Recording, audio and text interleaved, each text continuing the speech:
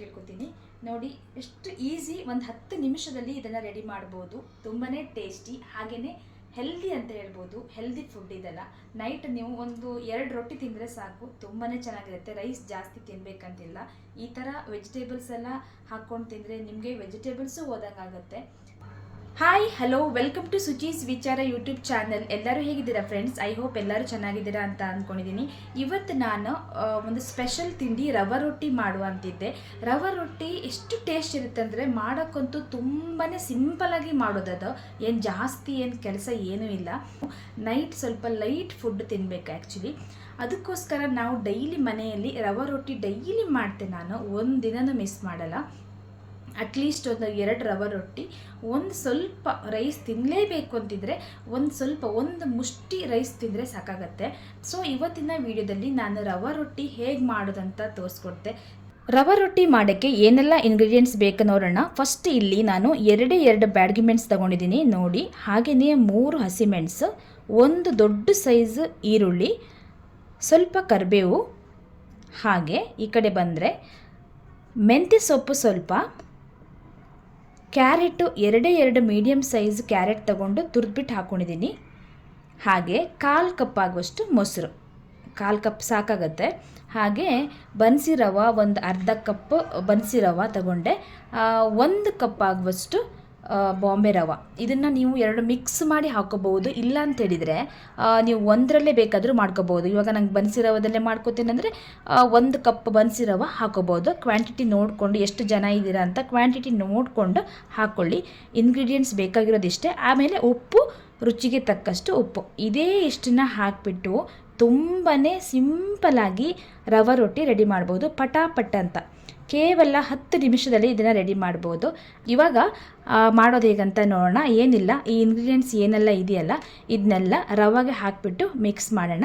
Mix ಮಾಡಿ ಆಮೇಲೆ ರೊಟ್ಟಿ ತಟ್ಟಿದರೆ ಆಯಿತು. ಇಷ್ಟೇ ಇರೋದು ಕೆಲಸ. ಫಸ್ಟು ಈರುಳ್ಳಿ ಹಾಕೋತಾ ಇದ್ದೀನಿ.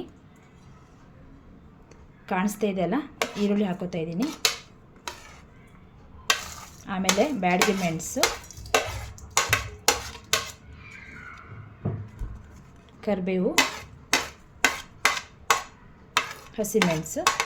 ಹಸಿಮೆಣಸು ನೋಡ್ಕೊಂಡು ಹಾಕ್ಕೊಳ್ಳಿ. ಖಾರ ಜಾಸ್ತಿ ಇದ್ದರೆ ಒಂದು 2 ಹಾಕ್ಕೊಳ್ಳಿ, ಜಾಸ್ತಿ ಬೇಡ. ನಾನು ಖಾರ ಕಡಿಮೆ ಇರೋದಕ್ಕೋಸ್ಕರ 3 ಹಾಕ್ಕೊಂಡೆ. ಎಲ್ಲ ಹಾಕ್ಕೊಂಡು ಮಿಕ್ಸ್ ಮಾಡಿಕೊಂಡ್ರೆ ಆಯಿತು. ಏನೆಲ್ಲ ರೆಡಿ ಇದೆಯಲ್ಲ ಅದನ್ನೆಲ್ಲ ಹಾಕ್ಕೊಂಡು ಮಿಕ್ಸ್ ಮಾಡೋದು. ಇದು ಮೆಂತ್ಯ ಸೊಪ್ಪು ಇದೆಯಲ್ಲ ಸ್ವಲ್ಪ ಜಾಸ್ತಿ ಹಾಕ್ಕೊಂಡ್ರೆ ತುಂಬಾ ಚೆನ್ನಾಗಿರುತ್ತೆ. ತುಂಬಾ ಒಳ್ಳೆಯದಲ್ವ ಮೆಂತ್ಯ ಸೊಪ್ಪು, ನಮ್ಮ ಹೆಲ್ತಿಗೆ ತುಂಬಾ ಒಳ್ಳೆಯದು. ಹಾಗೆಯೇ ಒಂದು 1/4 ಕಪ್ ಮೊಸರು ಹೇಳಿದ್ದೆ ಅಲ್ಲ, ಮೊಸರನ್ನ ಆ್ಯಡ್ ಮಾಡ್ಕೊಳ್ಳುವ.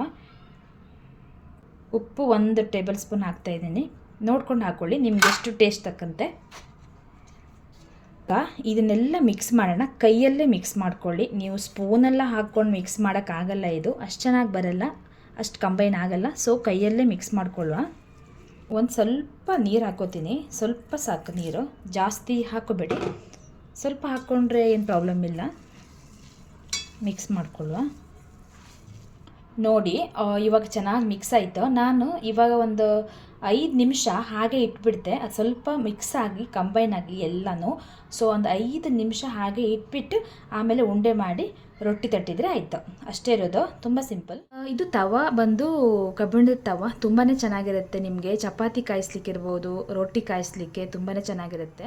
ನೋಡಿ ಈ ಸೈಜು ಇಷ್ಟು ದೊಡ್ಡ ಉಂಡೆ ಮಾಡಿಕೊಂಡೆ, ಸ್ವಲ್ಪ ದೊಡ್ಡ ಸೈಜೇ ಮಾಡಿಕೊಂಡೆ. ಇದನ್ನು ಇವಾಗ ಹೀಗೆ ತಟ್ಟೋಣ.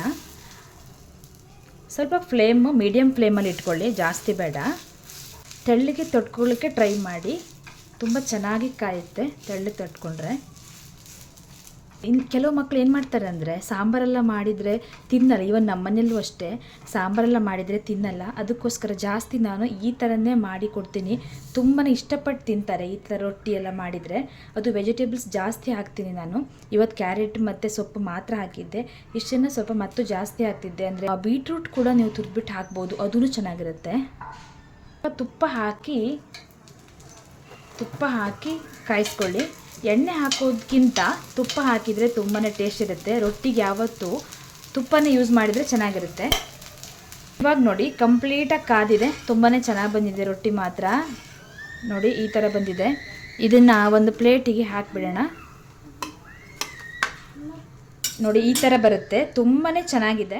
ಸೊ ಫ್ರೆಂಡ್ಸ್, ಇವತ್ತಿನ ವಿಡಿಯೋದಲ್ಲಿ ರವಾ ರೊಟ್ಟಿ ಹೇಗೆ ಮಾಡೋದಂತ ತೋರಿಸ್ಕೊಟ್ಟಿದ್ದೀನಿ. ತುಂಬಾ ಚೆನ್ನಾಗಿ ಬಂದಿದೆ. ನಿಮ್ಮ ಮನೆಯಲ್ಲೂ ಕೂಡ ಟ್ರೈ ಮಾಡಿ ಅಂತ ಕೇಳ್ಕೊತೀನಿ.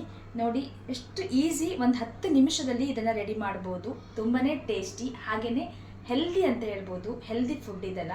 ನೈಟ್ ನೀವು ಒಂದು 2 ರೊಟ್ಟಿ ತಿಂದರೆ ಸಾಕು, ತುಂಬಾ ಚೆನ್ನಾಗಿರುತ್ತೆ. ರೈಸ್ ಜಾಸ್ತಿ ತಿನ್ನಬೇಕಂತಿಲ್ಲ. ಈ ಥರ ವೆಜಿಟೇಬಲ್ಸ್ ಎಲ್ಲ ಹಾಕ್ಕೊಂಡು ತಿಂದರೆ ನಿಮಗೆ ವೆಜಿಟೇಬಲ್ಸು ಹೋದಂಗಾಗುತ್ತೆ. ಸಾಂಬಾರೆಲ್ಲ ಮಾಡಬೇಕಂತಿಲ್ಲ. ಇದನ್ನು ವೆರಿ ಈಸಿ ಮಾಡ್ಬೋದು. ವಿದಿನ್ 10 ಮಿನಿಟ್ಸಲ್ಲಿ ಮಾಡ್ಬೋದು. ಚೆನ್ನಾಗಿ ಬಂದಿದೆ. ಇದನ್ನ ನೀವು ತುಪ್ಪದಲ್ಲಿ ಹಾಕ್ಕೊಂಡು ತಿನ್ಬೋದು, ಇಲ್ಲ ಸಾಂಬಾರಲ್ಲೂ ಕೂಡ ಹಾಕ್ಕೊಂಡು ತಿನ್ಬೋದು. ಇವತ್ತಿನ ವಿಡಿಯೋ ನಿಮಗೆ ಇಷ್ಟ ಆಗಿದ್ದರೆ ನನ್ನ ಚಾನಲನ್ನು ಸಬ್ಸ್ಕ್ರೈಬ್ ಮಾಡ್ಕೊಳ್ಳಿ, ಲೈಕ್ ಮಾಡಿ, ಶೇರ್ ಮಾಡಿ, ಸಬ್ಸ್ಕ್ರೈಬ್ ಮಾಡಿ ಫ್ರೆಂಡ್ಸ್. ಹಾಗೆಯೇ ಇನ್ನೊಂದು ಹೊಸ ವಿಡಿಯೋದಲ್ಲಿ ನಾನು ನಿಮಗೆ ಮತ್ತೆ ಸಿಗ್ತೇನೆ. ಅಲ್ಲಿ ತನಕ take care, bye bye, thank you all. ರವಾ ರೊಟ್ಟಿ ಮಾಡೋಣ ಎಷ್ಟು ಚೆನ್ನಾಗಿದೆ. ವೆಜಿಟೇಬಲ್ಸು ಹಾಕಿ ತಿನ್ಬೋದು.